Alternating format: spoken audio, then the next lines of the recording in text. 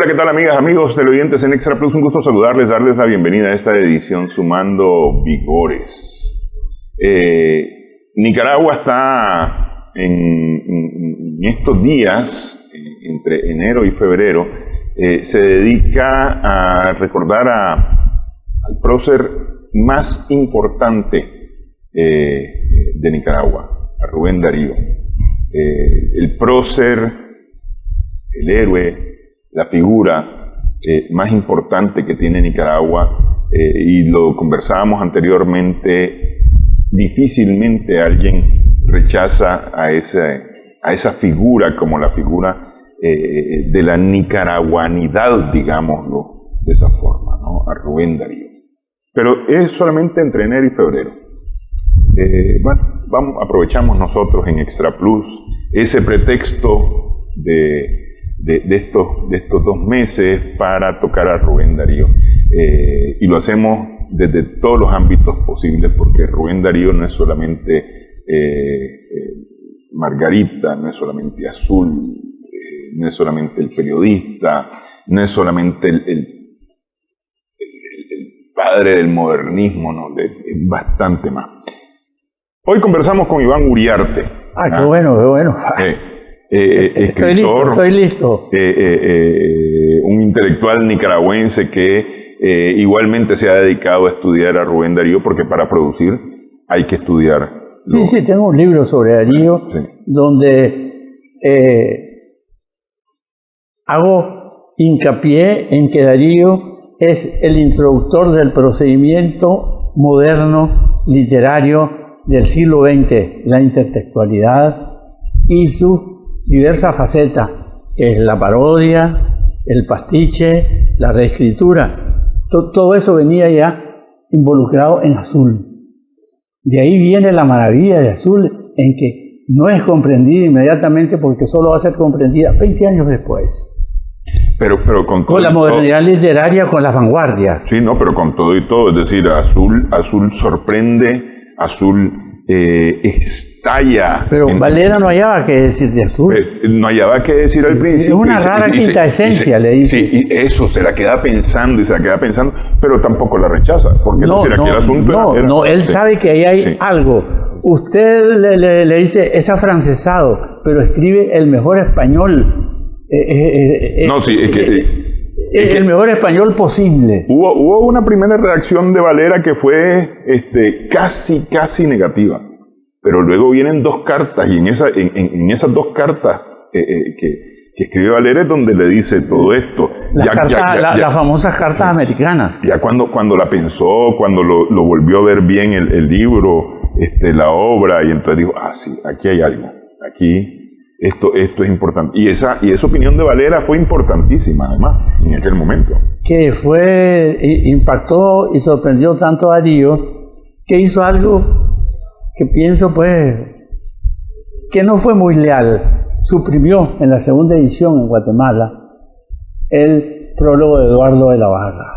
Uh-huh. Es decir, que Eduardo de la Barra y Poirier, habían sido sus mentores en Valparaíso. Y el prólogo de Eduardo de la Barra es muy bueno. Pero desde luego Valera era el crítico del momento, y Darío era un hombre que se promocionaba, que fue lo único que supo hacer Cardenal como poeta, promocionarse. Sí. Darío se promocionaba, se preocupaba, claro, por proyectar su imagen. Claro. Una cosa que hemos sacado en claro aquí, a propósito de la imagen de Rubén Darío, es que sus detractores principalmente son los que se preocupan por promocionar la imagen de Darío alcohólico. Sergio Ramírez es uno de los más grandes detractores de Darío.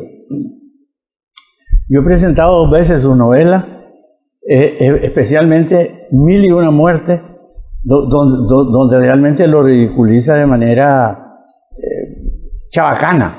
Uh-huh. Podría decir, porque lo pone tan borracho, andando en Palma de Mallorca, que se mete donde hay una vela, y entonces quiere meterse al ataúd. que eso solo lo puede hacer alguien, un alcohólico demente, ¿ya? Es decir, que ha llegado a los límites. A los límites, sí. que anda viendo diablos azules, pues, sí. Que es una expresión que incluso ha desaparecido, que es lindísima, los diablos azules. ¿Verdad? No sé cómo ellos son, pero yo creo que nosotros inventamos los diablos azules. Para empezar tienen que ser azules, ¿verdad? Pues, claro. Pero ya no son tan terribles como Satán, pues, sí, ¿verdad? Sí, es cierto, ha desaparecido la expresión de los diablos azules, ya son pocos los que ven diablos azules, ahora ven otras cosas. Pero bueno, hay un intelectual importantísimo en América que es José Martí. ¿Ah? Leía en una biografía que lo plantean a José Martí como el precursor del modernismo, que luego desarrolla y hace florecer, hace crecer Rubén Darío, decía la biografía, ¿no? También se lo atribuyen a Gutiérrez Nájera, otro tipo de, podríamos decir, son detractores indirectos. Uh-huh. Pero de alguna manera, y lo cierto y verdadero es que sí hay un movimiento literario. Perdón, Martí fue un verdadero modernista. Uh-huh. y se había alimentado de las mismas lecturas que Darío. Mallarmé, Verlaine, Baudelaire, es decir, la literatura francesa. Sí. Porque Ginebrita, como le decían sus amigos a José Martí, porque siempre andaba su pacha de ginebra en la bolsa de atrás, Ginebrita había aprendido francés tempranamente, un tipo muy talentoso. Incluso podríamos decir que en ese sentido se adelantó a Darío, porque Darío hay que ver que comenzó a trabajar con un francés libresco, y que en Chile terminó de coronarlo, pero librescamente. Sin embargo, el genio literario siempre va más allá, porque adaptó el cuento parisiense que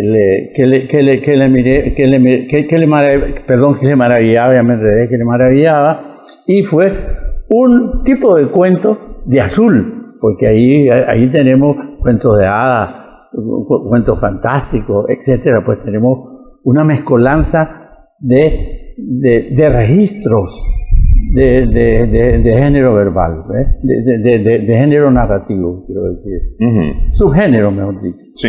Subgénero narrativo. Y hablamos de qué? De José Martí como precursor del modernismo, ¿no? Hay una cosa. Nunca Martí escribió un manifiesto. Nunca expresó sus ideas estéticas en ningún prólogo, ¿verdad? Él fue un gran prosista y sin lugar a dudas fue el maestro de Darío a nivel de prosa, porque hay que ver que era 13, 14 años mayor que Darío. Sí. Y Darío lo comenzó a leer en Buenos Aires, ¿verdad? En Buenos Aires. Ellos no se llegaron y en Centroamérica también. Ellos no se llegaron a conocer nunca. ¿Cómo no? Uh-huh. Solo una vez, y precisamente mi trabajo, José Martí y Rubén Darío, en el ámbito centroamericano, ahí invento ese título porque en realidad cuando José Martí llega a Guatemala es porque primero estaba en México, pero con el golpe de Estado que da Porfirio Díaz, que se convierte en dictador, le cierra la revista que él tenía para mantenerse. Y entonces el embajador de Guatemala, pariente mío, Ramón Uriarte, ¿verdad? Entonces el embajador de Guatemala le aconseja que se vaya a Guatemala, donde realmente hay cambios políticos, ¿verdad? Y entonces Martí abandona México y comienza a mandar su familia clandestinamente. Pasa por Cuba, en Cuba le dan unas cartas de recomendación, amigos del presidente y amigos de otros camaradas, porque había muchos cubanos en Guatemala y en Centroamérica. Hay que ver que cuando Darío estaba de 8, 9, 10 años, por aquí pasó José Joaquín Palma. Uh-huh. un poeta cubano importante. Y entonces, cuando Martí llega a Guatemala, Darío está descubriendo la literatura cuando abrió el cofre de su abuelo. Esa es la distancia que los separa. Un niño, y ya Martí, un hombre adulto con ideas políticas claras. Un joven, porque la verdad es que Martí muere joven, no ha cumplido 50 años al momento en que lo matan. Muere 49, Darío muere, Darío muere de 49, sí. Y 19 días, dice Arellano, que le ha contado hasta los días. Sí, son 35 años. De 1865 a 1895, Martí. Sí. 35 años. En Los Ríos, cuando ese famoso autosuicidio o entregarse a la muerte asusado por lo que decían que era un hombre nada más destrado, que era un orador y que no era verdaderamente un hombre que se arrojaba en el campo de batalla. Fue por eso Salomón decía de que Martín no era un guerrero, lo asusaron y lo empujaron al suicidio. Bueno, pero es que eso tiene también su perspectiva, ¿no? Porque es decir, es un intelectual comprometido con la independencia de Cuba, la independencia de España, de Cuba, de España, ¿no? Y que tenía 15 años de estar trabajando en Nueva York.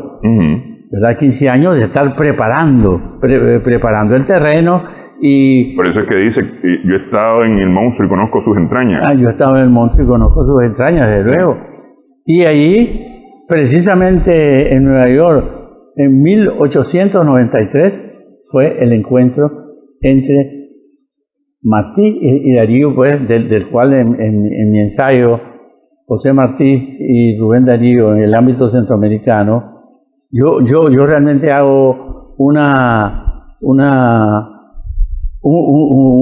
enfoque que fue el encuentro de dos iluminados. Pues que ese abrazo y que ese encuentro es probablemente el encuentro más importante que se dio en el siglo XVIII y en la historia literaria de América. 1893. 1893. En Nueva York. En Nueva York. Cuando Darío iba a París con las 5.000 águilas que le había adelantado Rafael Núñez cuando él venía de España, ¿verdad? Y que lo había nombrado cónsul de Colombia y que Darío pasó recogiéndolas en Panamá. Y entonces de Panamá el barco hizo escala en Nueva York.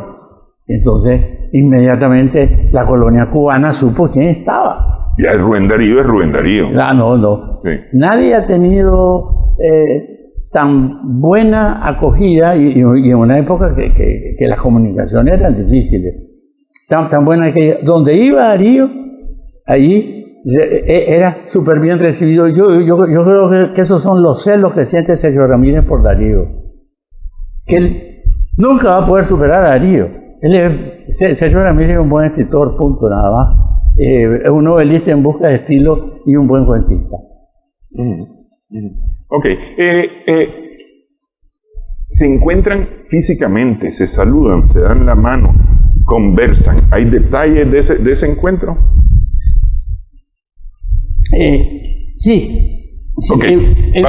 Dejemos el detalle para dentro de un momento. Perfecto. Vamos a hacer primero una pausa. Muy bien. Vamos a hacer una pausa. Bueno, preparo el detalle. Vamos a preparar el detalle. Regresamos en breve. Estamos conversando con Iván Uriarte. Usted puede también participar en esta conversación, puede interactuar, puede opinar, por supuesto, y preferiblemente comparta. Regresamos en breve.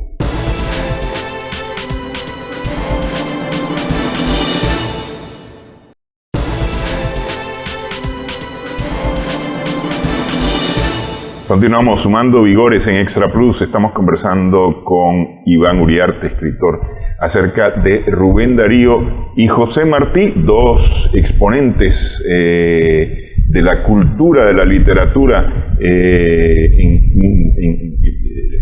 el continente americano del siglo XIX.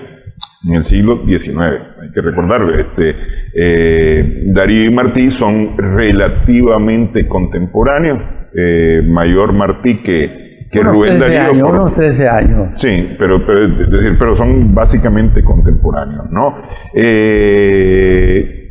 Y se encontraron... Hay que ver que Martí muere tempranamente en 1895, o sea, 2 años después que Darío lo encontró, y entonces Darío escribió una crónica magistral, maravillosa, ¿verdad? Que incluyen los raros. Desde luego, Darío todo lo publicaba primero en La Nación. Y todas las crónicas de los raros fueron primeramente publicadas en La Nación. Pero es hermosísima, es una prosa que se equipara a la gran prosa de Martí, porque Martí fue un gran prosista, sin lugar a dudas, ¿verdad? Y un gran orador. Darío no era orador. No era orador. Todo. Era tímido para leer, solo con sus buenos nepentes, para utilizar un lenguaje ajeno a la boca de pájaro. Pero era bien sociable, Darío era bien sociable. No. Es decir, a lo mejor eso, la construcción de la imagen, su construcción de imagen, a lo mejor tenía que ver con esa sociabilidad, ¿no? Hoy se habla de marca personal. Darío trabajó su marca personal mucho, y de manera que no había una fiesta importante. Si Darío estaba en los alrededores, era invitado a esa fiesta. Tenía que estar Darío en esa fiesta importante. Es decir, reunión, fiesta, cena, cualquier evento social importante debía contar con la presencia de Rubén Darío para estar completa. Si Darío estaba en esa localidad, pues. No, y además Darío era un gran conversador, y hay que ver de que le atraía enormemente la diplomacia, el rozarse con jefes de Estado, con colegas diplomáticos, con poetas, porque había que ver que los poetas andaban alto en esa época, ¿verdad? No como ahora que andamos volando bajo. Estaban en pedestal, digamos. Estaban en pedestal, exactamente. Okay. Hay una cosa importante, pues improvisadamente, que yo siempre manifiesto, que es el famoso alcoholismo de Darío. Hay que comprender en primer lugar que Darío siempre estuvo en lugares, desde chavalo, en Chile, en Argentina, en España y en Francia, en lugares donde se bebe vino a la hora de las comidas. Cuando yo estuve en Francia, tuve que habituarme al vino. Me sentaba en una mesa y había 3, 4 clases de vino. Vino para el postre, ¿verdad? Vino espumante, vino blanco, vino tinto y vino antes de los vinos.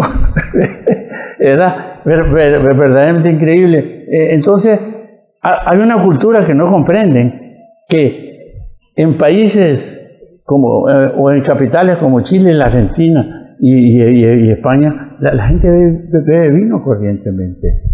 O sea que Darío no era exactamente un alcohólico, como bien lo ha expuesto de mil maneras Jorge Eduardo Arellano, porque hay que ver que en 20 años, pasó 20 años enviando crónicas a La Nación sin fallar nunca.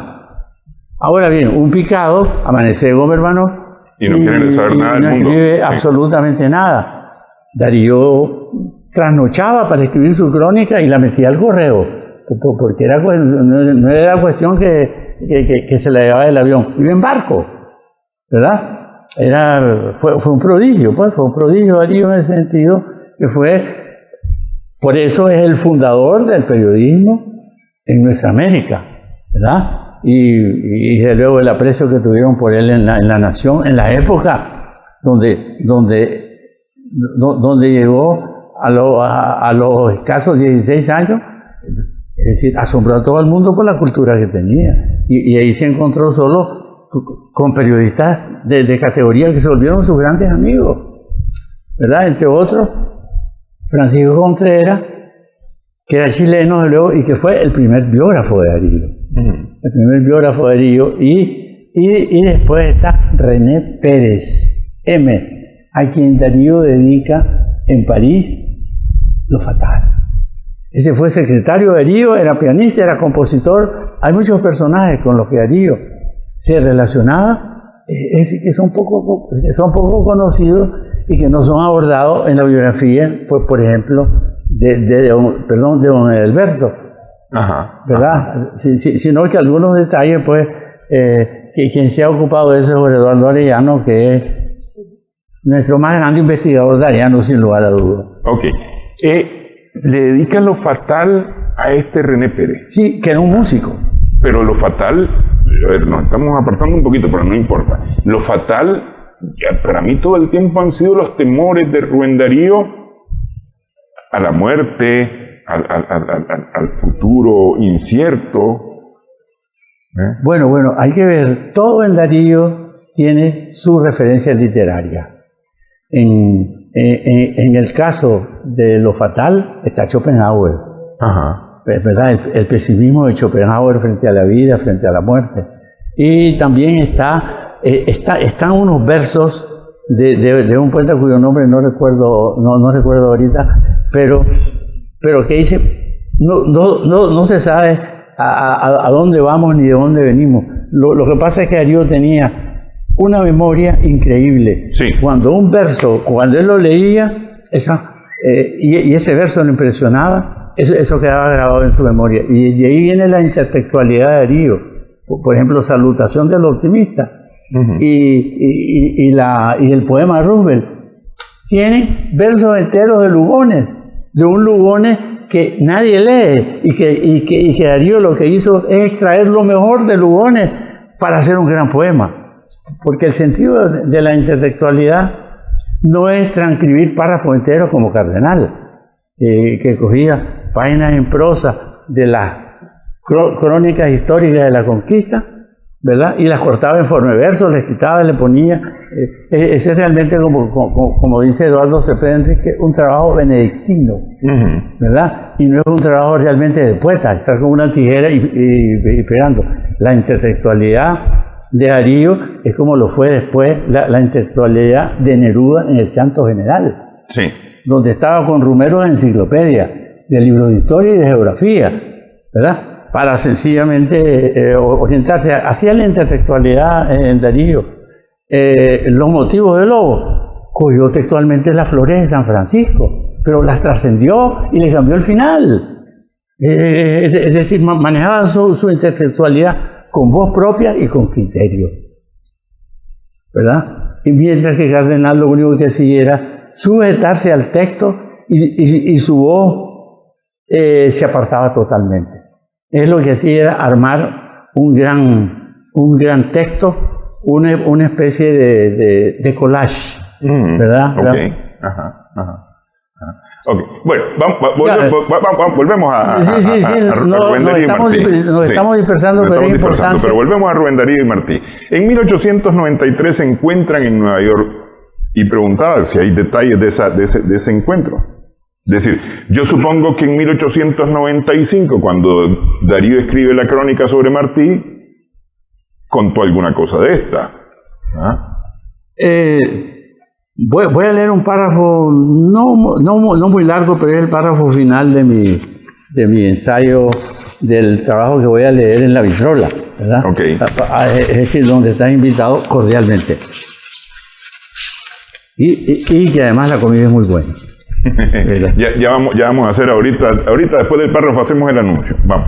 Perfecto.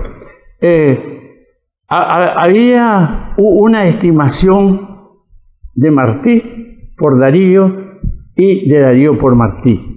Se carteaban y se leían, ¿verdad? Con una gran admiración. Entonces, como explicaba, cuando Darío viene de Panamá con 5.000 águilas, nunca en su vida Darío había recibido tanto dinero. Era como si dijéramos hoy $50,000. Una fortuna. El primer sueldo, el sueldo de entrada, que Rafael Núñez, expresidente de Colombia, le consiguió para que no se fuera a deprimir a Nicaragua.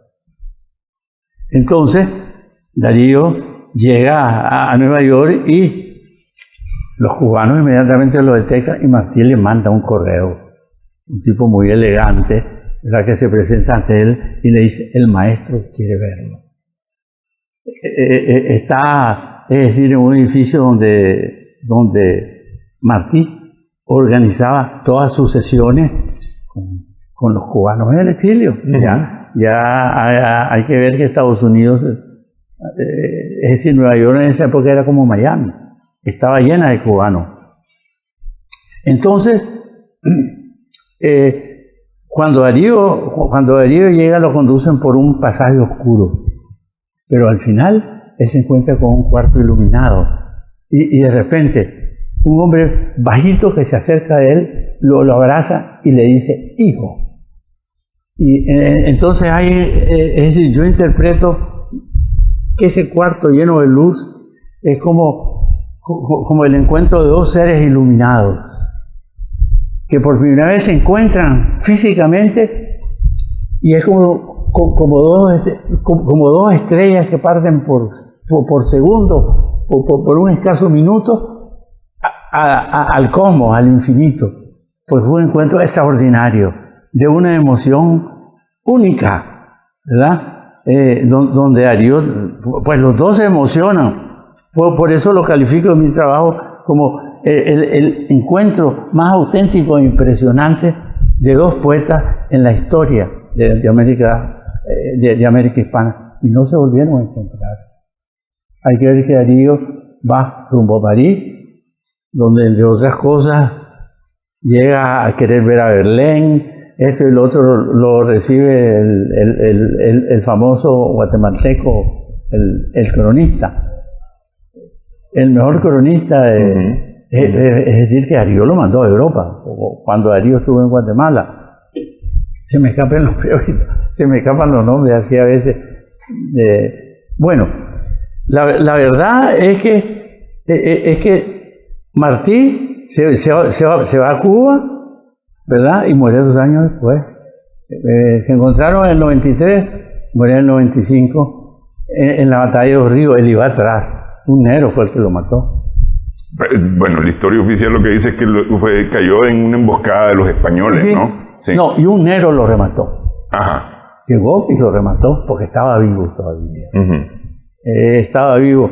Lo enterraron apresuradamente, pero después mandaron a desenterrar su cadáver y lo identificaron por la dentadura y llamaron al dentista, y el dentista reconoció los trabajos dentales. A Martí lo entierran y lo desentierran varias veces hasta que finalmente en Santiago de Cuba encuentra la última morada, literalmente la última morada. Habría que ver que si en la Revolución Cubana Martí se hubiese quedado un poco en la sombra, no hubiera sido el gran líder o el gran pensador de un cambio social, porque lo que hace Fidel Castro muy inteligentemente es hacer de Martí el gran pensador de la revolución, el que se había anticipado a todo, y allí acertó, porque convirtió a Martí en un héroe, en un gran prosista, y se editaron sus obras completas en 25 tomos, 25 o 27 tomos. ¿Ves? Mientras que nosotros no ha habido ningún gobierno responsable que edite las obras completas de Darío, aunque sin lugar a duda Jorge Eduardo Arellano con su equipo de Pablito Crowley, Elena Ramos, Gugunte de Zunigal en el extranjero, pues Noel Rivas en Sevilla, o podríamos decir que sea la gente que más ha colaborado con Arellano, aunque Noel no tanto como Gugunte de Zunigal, que es el editor de Los Raros, ¿verdad? Y también es el editor de La Caravana Pasa, el cual eran unas 20 crónicas y se convirtieron en 3 tomos, porque las notas de Gugunte de Zunigal son a veces más extensas que las crónicas de Darío, ¿verdad? Son tan eruditas, quiero decir, ¿verdad? Son realmente admirables. Entonces, con eso te quiero decir de que Darío fue un prosista cuyo modelo fue Martí, pero lo depasó, porque además sus modelos eran los franceses y era la necesidad de expresarse acerca de los avatares de su época, acerca de los problemas sociales, acerca de los personajes importantes. Hay que ver, una cosa vergonzosa es que los nicaragüenses no conocemos las crónicas de Darío. ¿Verdad? Son una docena de libros de crónicas, no conocemos sus cuentos. El que más se ha preocupado por ello ha sido Eduardo Arellano, Darío cuentista, ¿verdad? Darío cuentista, que lo pone al día y además descubre de que Darío es un cuentista universal, traducido al ruso, traducido al chino, traducido a muchísimos idiomas, y que es el primer gran cuentista de la América hispana. ¿Verdad? Bueno, bien joven, yo sabía de Darío, poeta, y es a través del cuento nicaragüense, que es un compendio de cuentos de nicaragüenses, que conozco cuentos de Rubén Darío, que ahí hay creo que 3 o 4 cuentos cortos de Rubén Darío, ¿no? No sé si las albóndigas del coronel, los primeros cuentos de él, la Garza Morena, etcétera, pues. ¿Verdad? Pero no está en ese compendio, pues, pero sí está el Rey Burgués. Bueno. Está los clásicos de Azul, sí. Y los cuentos más importantes, sin lugar a dudas, que siguen teniendo enfoques que enriquecen al texto en todas las universidades, en todos los lugares donde el hispanismo es predominante, en Francia y en Estados Unidos. Siguen en boga los cuentos de Darío, sobre todo los cuentos de Azul, pero también se está descubriendo a un gran cuentista. Ahora bien, los extraños de Darío nunca publicó un libro de cuentos, salvo los que incluyó en Azul. Sí. ¿Verdad? Entonces, ese ha sido un trabajo terrible para la crítica. El primero fue Ernesto Mejía Sánchez, que publicó en México los primeros cuentos de Rubén Darío. Ok. Realmente hace falta hacer ese compendio. Vamos a ver quién le pone el cascabel al gato, porque hay que ponerle el cascabel al gato.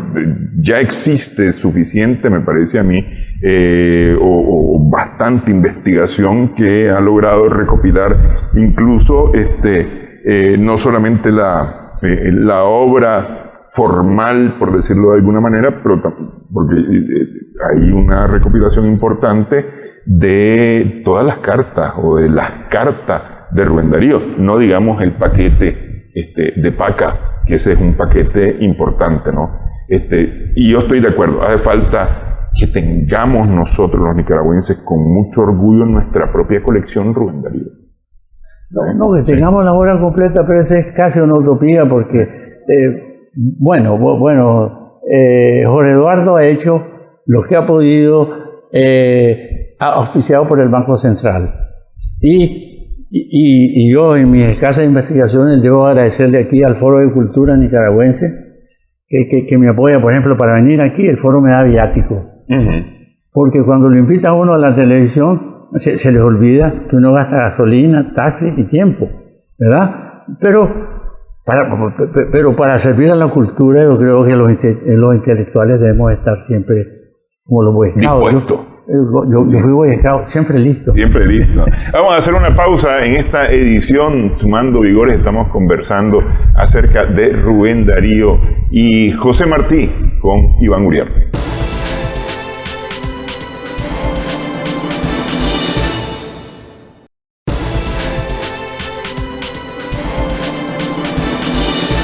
Continuamos sumando vigores en Extra Plus. Dijimos que íbamos a hacer el anuncio y no lo hice el anuncio antes de irnos al corte, así que aprovecho para hacerlo ahorita, ¿no? En La Vitrola, que es un café bistró, el doctor Iván Uriarte va a estar eso doctor no me gusta, Iván Uriarte. Aquí la invitación dice doctor Iván Uriarte Baltodano, dice. Yo leo textualmente. Va a presentar José Martí Rubén Darío en el ámbito centroamericano. Eso es este jueves mismo, a las 5:30 de la tarde. Es decir, a las 6 vamos a comenzar. A las 6. A las 6. Entonces, a las 5:30 porque si ponía a las 6 la gente llega a las 7. Sí. Entonces, la Vitrola queda del Hotel Seminole, media cuadra al sur, en la Plaza Piratas, en el módulo número 5, aquí en Managua. Ok. Dijo una cosa que me dejó así pensando un momento y me lleva a preguntar el tema de las influencias entre Darío y Martí. Uno lee la poesía de Martí y compara con Rubén Darío, que tiene cadencia, tiene métrica, tiene rima, ¿verdad? Y que aborda grandes temas eróticos, es decir, tiene una capacidad registrada extraordinaria. Independientemente del tema, José Martí es más libre.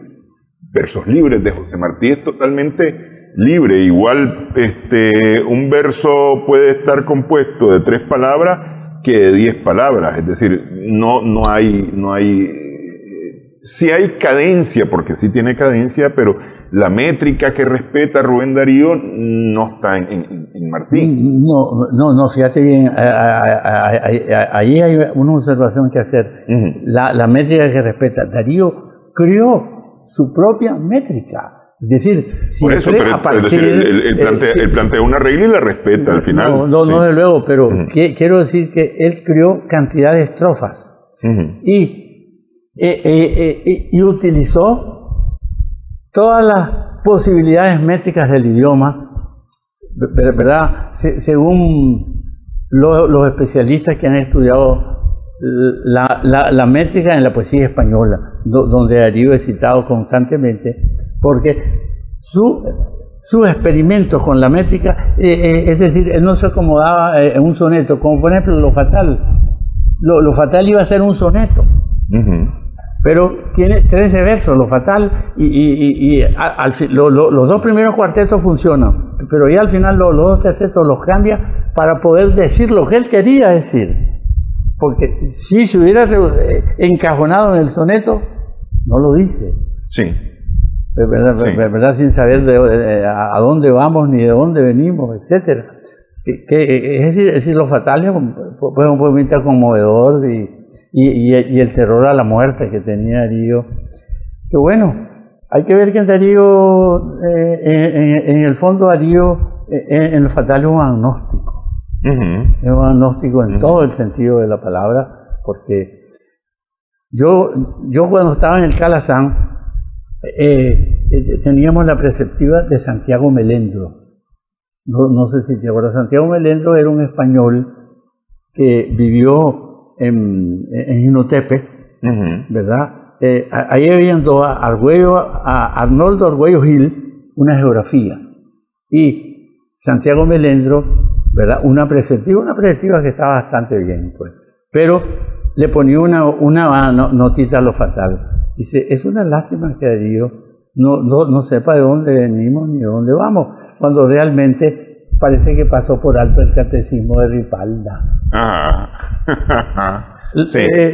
Imagínate qué notas le hubiera podido poner a William Blake o a los grandes poetas románticos ingleses terribles, Shelley, etcétera, ¿verdad? Eso quiero decirte que Lo Fatal nos deja a todos pensando en que la muerte es el gran enigma.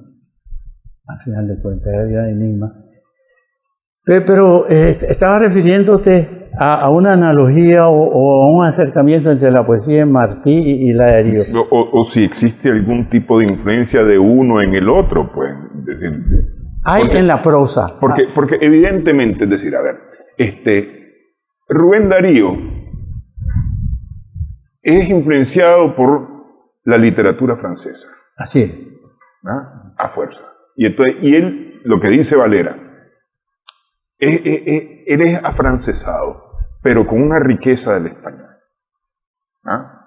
Sí, porque hay que ver que Darío conocía muy bien la literatura del siglo de oro y la literatura clásica española. Además que la leyó a los 15 años. Le encantaba, le fascinaba, lo nutrió para hacer Rubén Darío, todo eso. ¿Ah? Ok, pero entonces Iván Uriarte, ¿qué escribe? Iván Uriarte tiene influencias para poder escribir lo que escribe. ¿Ah? Para el estilo, para la forma. Y la creación, al final de cuentas, en la música, en la pintura, en la literatura, en el arte en general, está influenciada por los contextos, está influenciada por la historia, está influenciada por el entorno. Es decir, todo crea una influencia. ¿Hay influencias de Darío en Martí, de Martí en Darío? A nivel de la prosa sí, porque la prosa de Martí fue en cierto modo asimilada por Darío, pero en su poesía, la poesía de Darío, hay que ver que Darío fue el más grande poeta modernista. ¿Quién es los otros? Gutiérrez Nájera. Quiero morir y con la cara al cielo, pues se quedó en unos sonetos. O sea, Asunción Silva en el Nocturno, ¿verdad? Y Leopoldo Lugones, no hay que olvidarlo, ¿verdad? Sí. Claro, Leopoldo Lugones quizás después de Darío el más grande poeta modernista. O sea, Asunción Silva, Gutiérrez Nájera, Julián del Casal, ¿verdad? Que murió a los 30 años y que Darío lo admiraba muchísimo. Ahora bien, esta cuestión del modernismo nunca se le enseñan bien en las escuelas los profesores de literatura. El modernismo solo puede compararse con las vanguardias que se van a producir 10, 20 años, 10, 15 años después, porque comienzan en 1910 en Francia. Pero ¿qué es lo que pasa? Que de repente los vanguardistas se encontraron. Todos hablaban el mismo idioma y estaban contra el mundo clásico, estaban en ruptura total con lo que había sido la poesía hasta ese momento, pues a partir del dadaísmo. ¿Qué pasó con el modernismo? Todos de repente, estando lejos, hablaban el mismo idioma. Llevaban de la misma manera y de alguna manera tenían los mismos códigos estéticos conforme el talento y la grandeza de cada uno. La grandeza de Darío estaba en la poesía y la grandeza de Martí estaba en la prosa. Porque hay que ver que Maelío, los zapatitos rosas, que es el cuento infantil de Martí, no puede compararse con Margarita está linda la mar, ¿verdad? Darío es un poeta que no tiene comparación con Martí, ¿verdad? Martí es el gran orador, el gran cronista, el gran apólogo de la revolución, etcétera, y poeta sin lugar a dudas, y un hombre de una nobleza extraordinaria y un genio. Perdón, pero Jorge Eduardo Arellano lo llama superhombre. A Martí. Le llama superhombre. Y a Darío el Bolívar literario. Bolívar literario en el sentido de que Bolívar libró América del Sur de los españoles, el libertador, y Darío fue el libertador del idioma poético que rompió con la tradición española. Porque definitivamente lo que Darío hace es lo siguiente: el romanticismo estuvo llamado en Europa a cambiar de rumbo la literatura y meterla en caminos nuevos. ¿Qué es lo que pasó con el romanticismo español? Espronceda, Campoamor, ¿verdad? El mismo Becker escribieron. Becker muy buena poesía, a mi modo de ver. Los otros una poesía que la leían con gusto, pero no renovaron nada, no cambiaron nada, siguieron en la misma tradición gastada del siglo de oro, un siglo de oro que ya no daba más.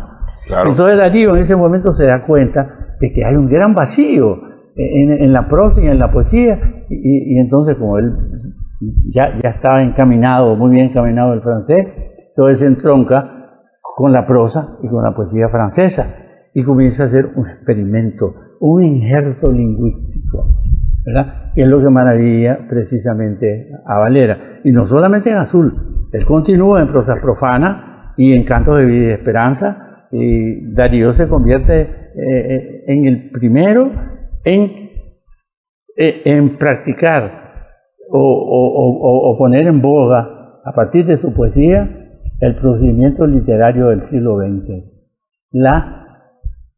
La intertextualidad en todas sus facetas, como había dicho, el pastiche, la reescritura, la parodia, etcétera. Entonces, ¿qué es lo que pasó? En Hispanoamérica no habíamos tenido romanticismo, sino un romanticismo muy esporádico en América del Sur y en Argentina con Esteban Echeverría, que no trascendió, es decir, que se quedó en el Río de la Plata. Y después estaba don Andrés Bello, un neoclásico. Tenemos otros poetas neoclásicos que no eran románticos. Entonces, ¿qué es lo que sucedió? Es que nuestro romanticismo es el modernismo, porque es el que vino a renovar el lenguaje, a hacer lo que el romanticismo inglés había hecho, el romanticismo inglés con El sueño y el romanticismo de Víctor Hugo hasta Baudelaire en Francia, sí, ¿verdad? Y en Italia lo que correspondía. Lo que te quiero decir es que el modernismo es la gran explosión estética en la que de repente, es decir, los más grandes poetas del continente están metidos. Y Darío le manda a Gutiérrez Nájera dedicado a Azul. Y Darío se lo manda desde luego a Martí, a Julián del Casal, se lo manda, es decir, estaban comunicándose, de repente hubo una especie de comunicación mental, de telepatía, ¿verdad? Y surgió el modernismo, sin que el único que escribió verdaderos manifiestos fue Darío, en historia de mis libros, en su autobiografía, en los prólogos, en los prólogos a prosas profanas y canto de vida y esperanza, manifiestos que después van a retomar la vanguardia, pero Darío era un solitario, era un manifiesto solitario. Pero Darío no es inocente, cuando él escribe Azul, no lo hace con inocencia. No, en absoluto. Con plena conciencia artística. Con plena conciencia, eso es lo que quiero decir. Plena conciencia artística, desde luego. Ok, vamos, hacemos pausa nuevamente en esta edición. Estamos sumando vigores en Extra Plus.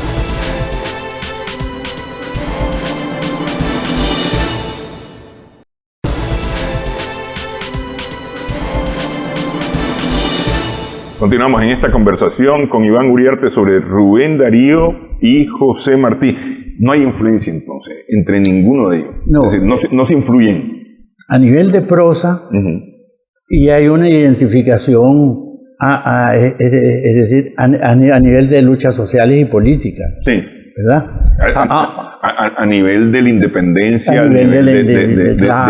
de la América española que menciona Rubén Darío, a nivel de la defensa de esa América española de Estados Unidos, de las pretensiones norteamericanas sobre el... Que Cuba es el primer país que cae en manos de Estados Unidos después de la destrucción de la Armada Invencible, etcétera, pues, ¿verdad? Sí. Que eso fue a filo de 1899-1900. Bueno, la influencia de Darío, de Martí en Darío se da a nivel de la prosa, sin lugar a dudas, pero a nivel de poesía no se da ni de Darío a Martí ni de Martí a Darío. En primer lugar porque Darío toma una senda original desde la publicación de Azul que Martí nunca logró. Ahí Darío hace a través de los cuentos un planteamiento estético. Le queda planteada la estética modernista en Azul. Y de ahí su importancia, que no es solamente a nivel narrativo, sino a nivel de planteamiento estético, porque los cuentos tienen un planteamiento estético desde el primero, el Rey Bouguer. ¿Verdad? Desde el primero, el Rey Bouguer tiene un planteamiento estético, y los otros cuentos también, ¿verdad? Etcétera. Y una crítica a la sociedad de la época, el cuentecito aquel de Racine, El pájaro azul. Sí. ¿Verdad? Sí. Que es una crítica a la sociedad en el sentido de que el poeta es visto como loco, como un ser inferior, etcétera, igual que en El rey burgués, como ves ahí. Sí, que prácticamente hace el papel de bufón en la corte. Hace de bufón en la corte, etcétera. Sí, sin lugar a dudas, Darío es el mejor poeta y desde luego es muy superior como poeta a Martí. Pero hay que ver que Martí nunca tuvo preocupaciones de renovar el lenguaje ni de fundar una escuela como lo hizo Darío. Que a mí no me gusta el nombre de capitán que le han puesto a algunos críticos, incluso mi gran amigo Eduardo Arellano. Yo prefiero llamar a Darío chef de col, ¿verdad? Chef de col que capitán. Porque el capitán para mí tiene un término muy militar, muy fuerte. Creo que el que acuñó ese término de capitán fue Juan Ramón Jiménez. Y Lidia Palacio tiene un libro que se llama Rubén Darío, Capitán de la Gloria. Eso de capitán nunca me lo he entregado. Chef de col, sí. Bueno, y hay capitán, el que guía, el que manda, el que orienta el barco, pues, esa navegación, el que va dirigiendo la navegación, ¿no? Quizás por el destino transatlántico de Darío, ¿verdad? De estar atravesando. Hay que ver cuántos viajes hizo Darío. Que ese nos puede dar fácilmente para un programa entero, hablar de los viajes de Darío, las idas y venidas de Darío. Claro que sí, claro que sí. Okay. Sin embargo, nosotros, los nicaragüenses en lo general, somos poco conocedores de Rubén Darío. Margarita está linda la mar, sabemos que existía Azul. Los motivos del lobo. Los motivos del lobo. Hay quienes se declaman muy bien La cabeza del rabí, pero hasta ahí nomás. Que es el Darío cuentista en verso. Tropical, del trópico, perdón. Claro. Y somos poco conocedores de Rubén Darío. Bueno, el gran problema es que hemos considerado siempre a Darío un efeméride. Con muchachas que las sacrifican de musa, en vez de educarlas, en vez de ponerlas a leer a Darío y que realmente tengan conciencia de quién es Darío y no que se aprendan poemas de memoria. Obligan a los niños a aprenderse poemas de memoria y entonces los niños salen odiando a Darío porque se los imponen. Yo presenté un proyecto hace más de 10 años, de la enseñanza de Darío a partir de los primeros años escolares, que era por un método semiótico, por medio de dibujitos, la princesa, el príncipe, todos los personajes míticos, el centauro. Entonces el niño percibe toda la imaginería de Darío y se la graba. Más tarde vienen los cuentos de Darío adaptados, ¿verdad? Adaptados para niños, que hay muy buenos trabajos en Nicaragua y fuera de Nicaragua, con lindas ilustraciones. Y después ya entran a la lectura en primaria, a la primera lectura de Azul, una antología de cuentos y algunos poemas, no todo Azul, ¿verdad? Y ya en secundaria a estudiar a Darío.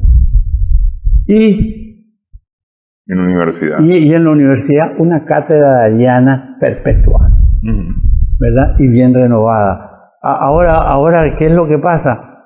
Que para eso necesitamos formar gente. Los profesores que hay de lengua, los profesores de literatura o de lengua hispánica, de español, como le llaman normalmente, tienen muy mala formación. Y son ganapanes y no se han leído a Darío. Hay que darle un curso para que lean a Darío. Pero si a un muchacho vos le decís que se lea la autobiografía, que es un libro maravilloso, un niño, si lee la autobiografía, se vuelve gran lector. En primer lugar, alimenta su ego para leer, porque Darío es un modelo de niño lector, de niño que descubre la literatura por sí solo y se hace poeta por medio de la lectura y se hace grande por medio de la lectura, ¿verdad? Después tenemos Historia de mis libros y El viaje a Nicaragua. Yo creo que con esos 3 libros es la mejor introducción a Darío. Y desde luego Azul, que no es una lectura fácil. Sí. ¿Verdad? Pero sin embargo es una lectura agradable. Sí. Y por último, para terminar, la prosa que Darío inicia en Azul es una prosa que tiene, y la prosa de las crónicas, ¿verdad? En general la prosa de Darío tiene gran proyección en escritores como García Márquez y Octavio Paz. No hubiera podido darse esa prosa. Neruda como poeta, desde luego, el canto general. Sí, el canto general viene de A Roosevelt y Salutación del Optimista y a Teutocosimí, ¿verdad? Que es el poema del descubrimiento arqueológico del mundo indígena. Pero sin lugar a dudas, Darío es el escritor que cambió la lengua porque supo que en su momento histórico, desde que había un gran vacío que el romanticismo español no había podido realizar, cambiar el lenguaje literario, renovarlo, y entonces es lo que Darío hace en el modernismo. Okay. El modernismo es nuestro romanticismo. Es nuestro romanticismo. Ok. Solamente recuerdo, este jueves, 5:30 de la tarde, La Vitrola, mucho más amplio mucho más amplio que esta conversación, la exposición más precisa con Iván Uriarte. Muchas gracias por haber estado con nosotros. No, a la orden, Néstor. Y yo soy pues no gran amigo de tu papá, pero nos conocemos y nos estimamos. Más amigo mío, creo yo. Sí, nos hemos encontrado más veces y hemos platicado más veces, creo yo. Así es. Okay. Bueno, estoy a la orden para hablar con más precisión tal vez y traerte mi proyecto. Vamos a trabajarlo. ¿Verdad? Mi proyecto para la enseñanza de Rubén Darío en la escuela primaria, secundaria y en la universidad. Es que Darío no hay que convertirlo en un efeméride. Vamos a ver que nos oigan quienes toman decisiones aquí. Muchísimas gracias. Perfecto, a la orden. Gracias también a nuestras amigas, amigos televidentes por su sintonía. Esperamos que haya sido de provecho para usted esta edición de Sumando Vigores. Les recordamos, usted puede interactuar, puede comentar, por supuesto, y especialmente le pedimos compartir. Me gusta mucho el título, Sumando Vigores. Sumando Vigores, de Rubén, parafraseando a Rubén Darío. Gracias, muchas gracias.